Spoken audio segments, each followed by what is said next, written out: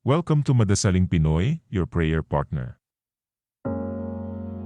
Ngayon ay kapistahan ni San Lucas, manunulat ng mabuting balita. Ang mabuting balita ng Panginoon ayon kay San Lucas.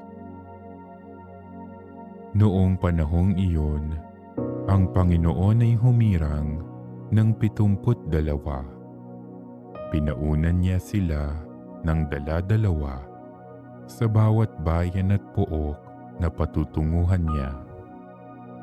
Sinabi niya sa kanila, "Sagana ang aanihin, ngunit kakaunti ang mga manggagawa. Idalangin ninyo sa may-ari na magpadala siya ng mga manggagawa sa kanyang bukirin.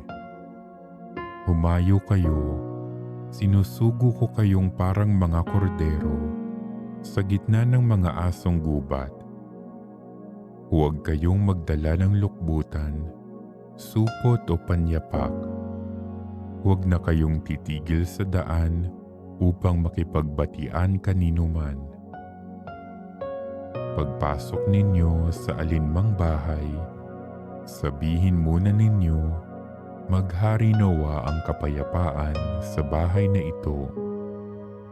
Kung maibigin sa kapayapaan ang nakatira roon, sasa kanila ang kapayapaan. Ngunit kung hindi sila magkakamit nito. Manatili kayo sa bahay na iyong tinutuluyan. Kanin ninyo at inumin ang anumang idulot sa inyo, sapagkat ang manggagawa ay may karapatang tumanggap ng kanyang upa. Huwag kayong magpapalipat-lipat ng bahay.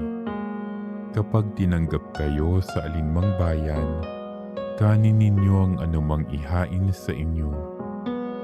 Pagalingin ninyo ang mga may sakit doon at sabihin sa bayan, nalalapit na ang paghahari ng Diyos sa inyo.